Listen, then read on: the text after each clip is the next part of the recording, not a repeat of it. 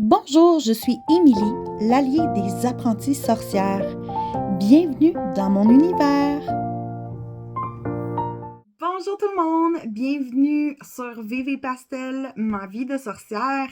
Aujourd'hui, j'ai envie de vous parler des oracles qui sont en fait des jeux de cartes avec des images et des significations pour chacune de ces images-là. Et ça peut nous aider à faire ressortir notre inconscient. Moi, c'est vraiment comme ça que je les utilise et j'espère que vous allez apprendre beaucoup de petits trucs pour mieux les utiliser aussi aujourd'hui. Cette distinction à faire qui est vraiment importante, c'est que c'est différent du tarot. Le tarot, c'est un système qui est le même pour tous les tarots que vous allez utiliser ou acheter. Donc, oui, les images vont être différentes, puis il va y avoir des significations qui peuvent sortir un peu de l'ordinaire, dépendamment du thème de votre tarot, parce qu'il y a des tarots, là, tu sais, de tout, là. Il y a des tarots de champignons, là, tu sais. Je veux dire, il n'y a pas de limite. Il y a des tarots de pizza. Tu sais, c'est fou un peu, là, cet univers-là. Mais c'est un système, il va toujours avoir un nombre précis de cartes et chaque carte va représenter une carte précise du jeu de tarot. Donc, c'est un système qui est plus laborieux à apprendre et moi, je ne suis pas du tout dans l'univers du tarot. Je suis vraiment dans l'univers des oracles.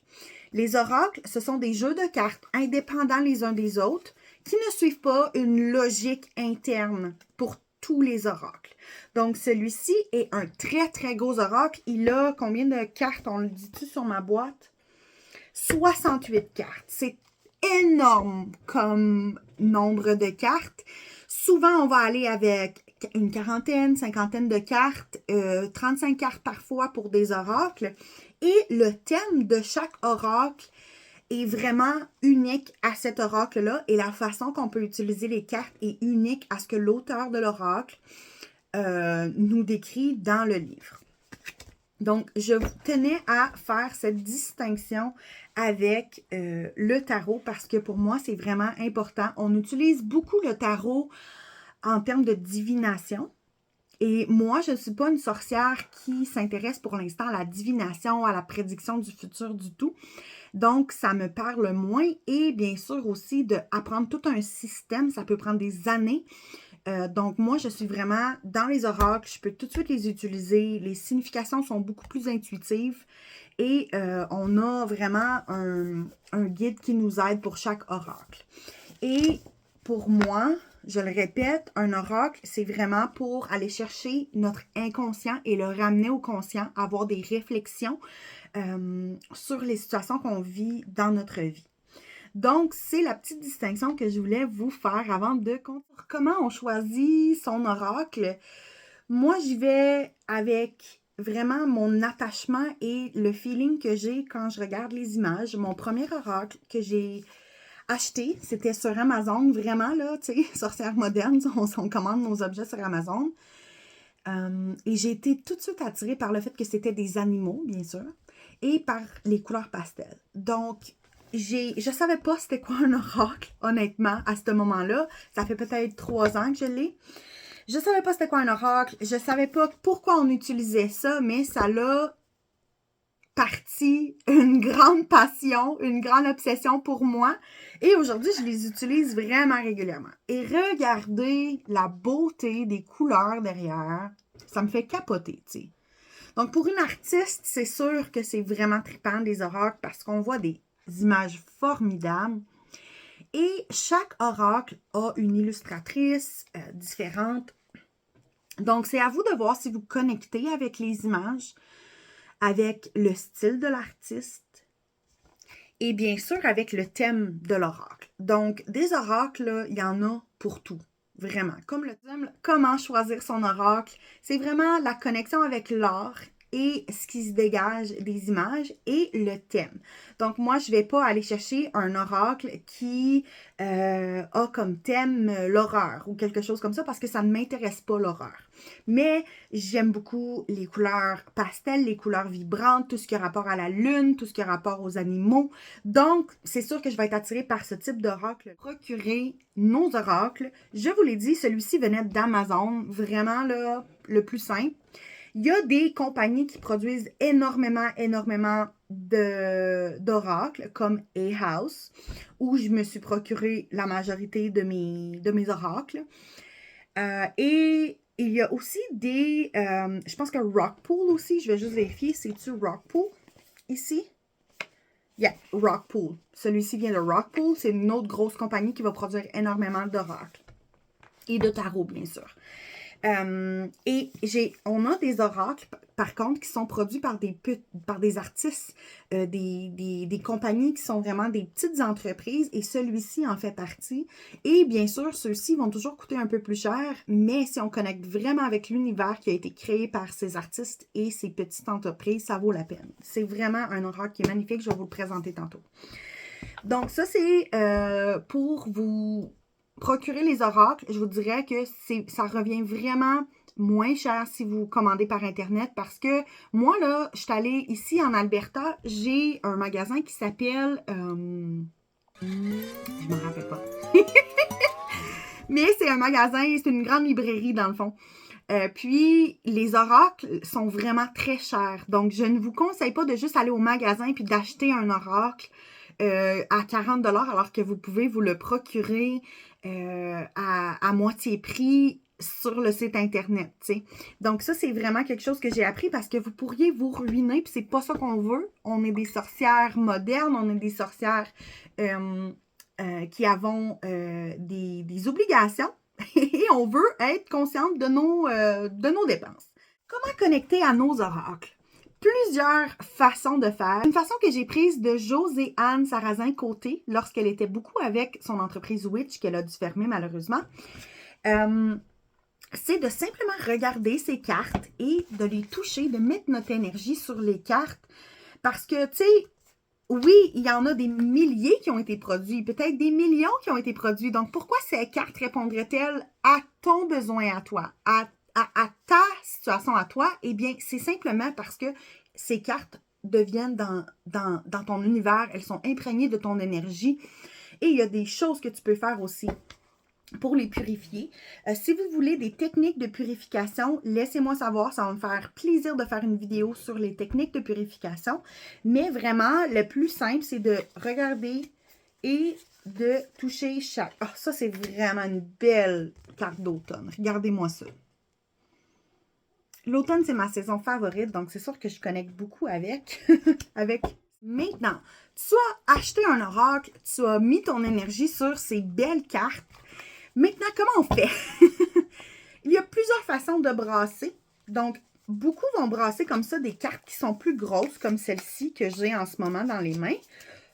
Moi, je vais quand même les brasser de cette façon-là. C'est plus instinctif pour moi. Donc, ça, c'est une façon de brasser. Vous voyez, c'est très classique. Là. Il n'y a pas d'attrape dans tout ça. Là. Je vais serrer celui-ci parce que je vais faire mes démonstrations avec un qui est plus petit, le Sacred Cycle Oracles. Donc, ces cartes sont un petit peu plus petites. Et se brassent très facilement. Donc, comme ça. Vous pouvez aussi décider de tout mélanger vos cartes et de simplement piger.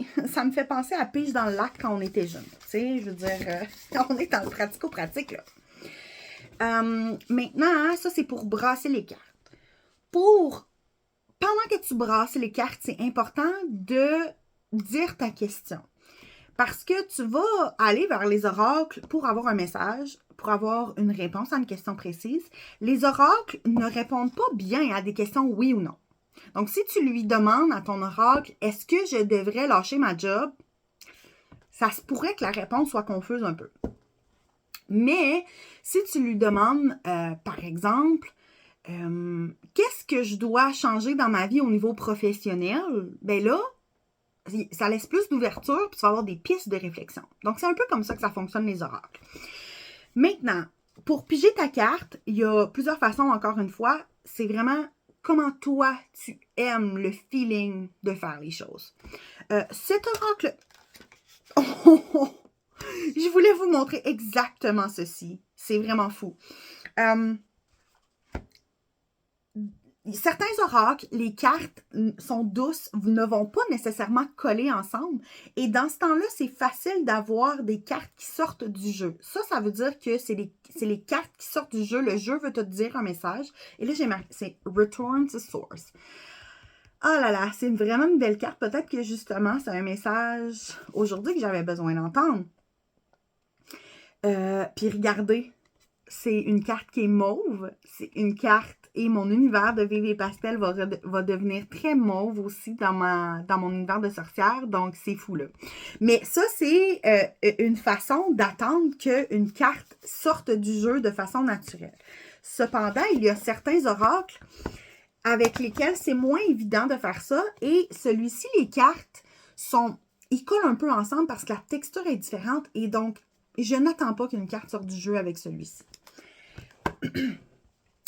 Une autre façon de faire, c'est simplement de brasser jusqu'à temps que vous sentiez une intuition d'arrêter.